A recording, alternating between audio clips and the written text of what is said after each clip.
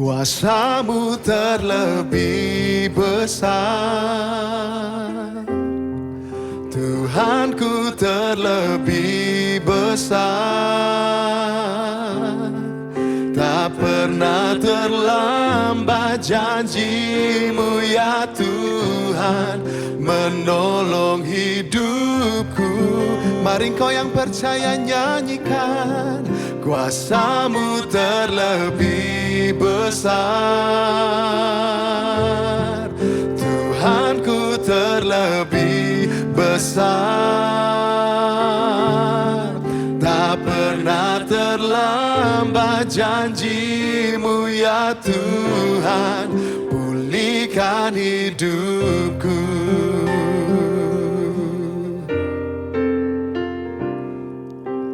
Hanya Kau Tuhan penolongku, Kau Bapa yang setia, yang selalu setia bersamaku.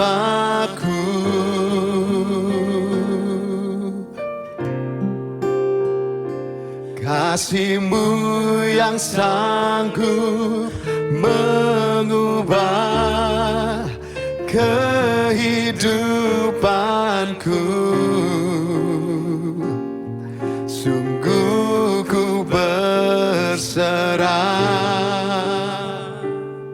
sungguh ku percaya, kuasa-Mu terlebih besar. Kami percaya Tuhanku terlebih besar. Tak pernah terlambat janji-Mu ya Tuhan, menolong hidupku. Kuasa-Mu terlebih besar. Dengan iman kami mau nyanyikan, Tuhanku terlebih besar. Tak pernah terlambat janji-Mu ya Tuhan, pulihkan hidupku. Mari kau percaya, serukan, ku percaya, oh, Kau bekerja mendatangkan kebaikan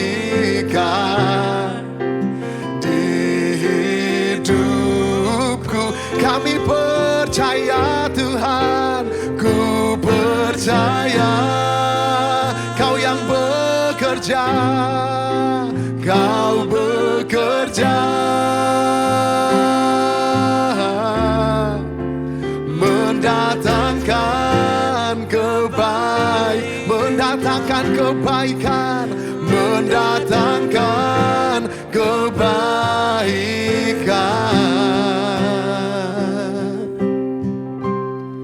Kuasa-Mu terlebih besar. Kami percaya Bapa, Tuhanku terlebih besar.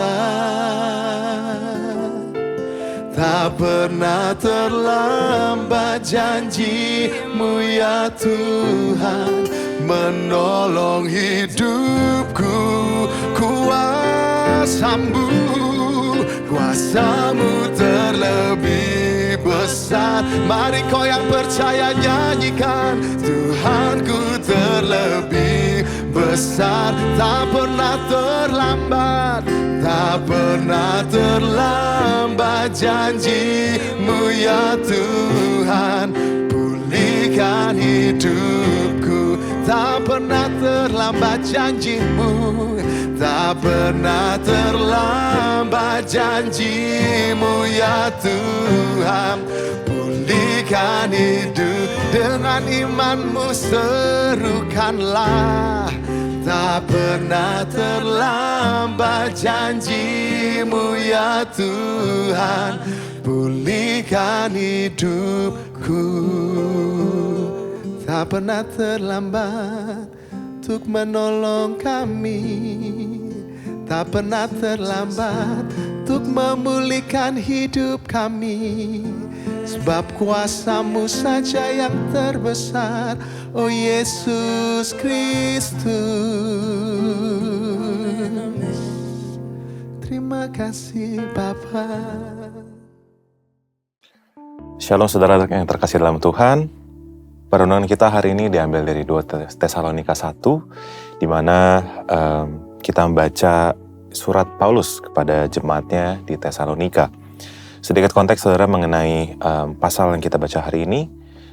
Kita baca di ayat yang pertama di mana Paulus pergi bersama dengan Silwanus ataupun yang dikenal dengan Silas dan juga Timotius. Mereka mengunjungi jemaat di Tesalonika. Dan mereka memuji akan iman yang dimiliki oleh jemaat di Tesalonika, walaupun mereka mengalami penganiayaan dan juga penindasan. Ada 2 perenungan yang bisa kita dapatkan dari yang kita baca hari ini, saudara. Kita lihat di dalam ayat yang kelima, di mana dikatakan bahwa suatu bukti tentang adilnya penghakiman Allah yang menyatakan bahwa kamu layak menjadi warga kerajaan Allah. Dan di ayat sebelumnya, saudara, kita melihat bagaimana Paulus mengatakan bahwa penganiayaan dan penindasan yang dialami adalah bukti tentang adilnya penghakiman Allah dan berkat Tuhan yang Tuhan berikan kepada jemaatnya di Tesalonika, yaitu mereka menjadikan mereka warga kerajaan Allah. Mungkin penganiayaan dan penindasan yang kita alami hari ini, saudara, seringkali kita kaitkan dengan ketidakberadaannya Tuhan. Ketika kita mengalami masalah, kita merasa, kok Tuhan nggak ada, kok Tuhan nggak mendengar doa saya, kok Tuhan nggak mengerti apa yang saya sedang alami, apa yang sedang saya lakukan. Jadi kita seringkali merasa jauh atau merasa justru tidak merasakan hadirat Tuhan, gitu ya. Padahal kita baca juga di ayat yang 5, saudara, di mana justru penganiayaan, penindasan di saat kita merasa jauh daripada Tuhan dan kita merasa Tuhan nggak peduli sama kita, itu adalah menjadi suatu bukti tentang adilnya penghakiman Allah.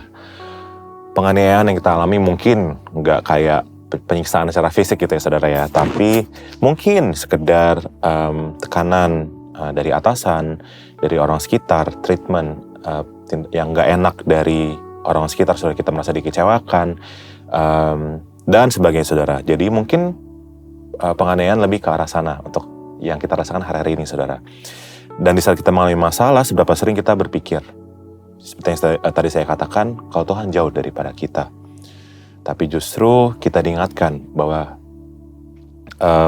kesulitan yang kita alami adalah bentuk dari keadilan Tuhan. Dan di saat kita mau bertahan dan tetap setia kepada Tuhan, disitulah pekerjaan Tuhan akan dinyatakan dalam kehidupan kita.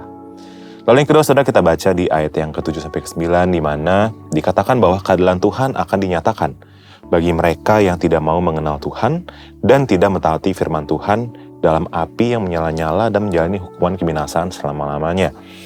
Kebinasaan yang kita mungkin sering dengar kita, saudara, kayak di film-film juga kita lihat, kayak ada api yang nyala, hebat, terbakar, panas gitu, saudara ya.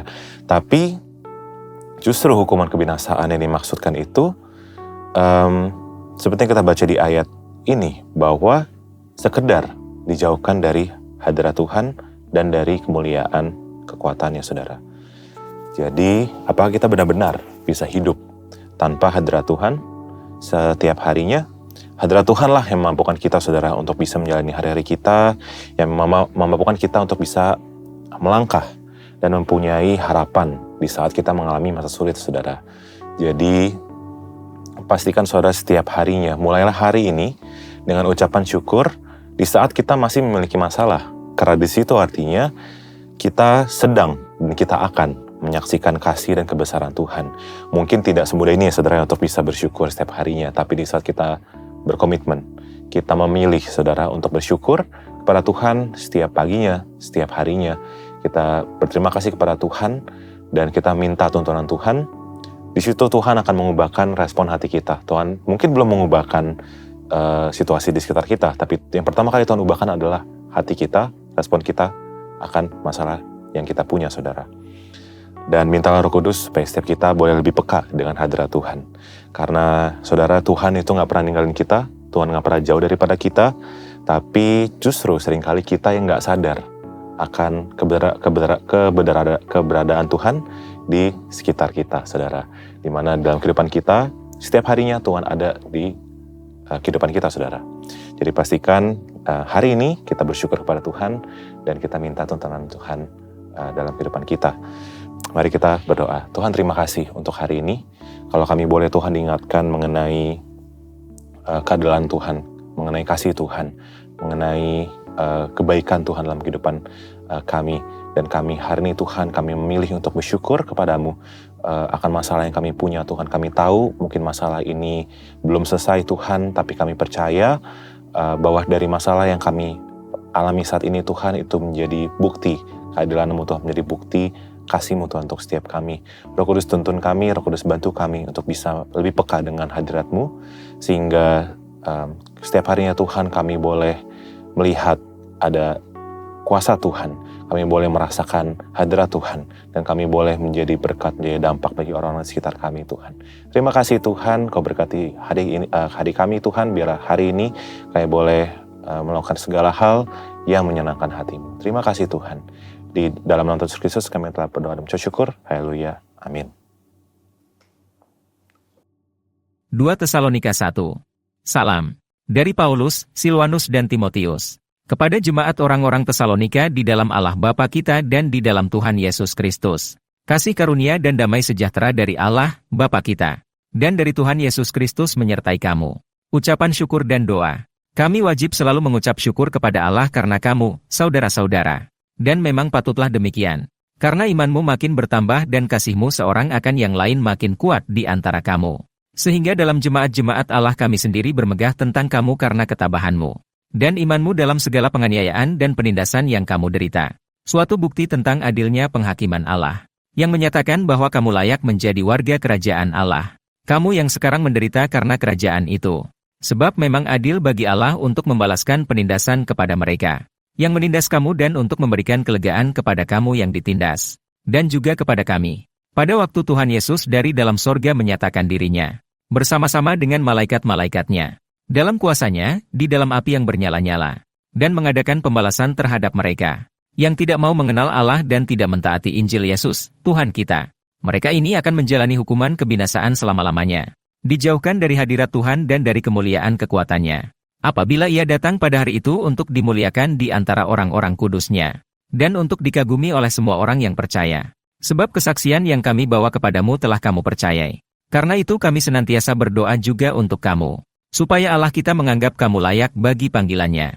Dan dengan kekuatannya menyempurnakan kehendakmu untuk berbuat baik. Dan menyempurnakan segala pekerjaan imanmu. Sehingga nama Yesus, Tuhan kita, dimuliakan di dalam kamu dan kamu di dalam Dia. Menurut kasih karunia Allah kita dan Tuhan Yesus Kristus.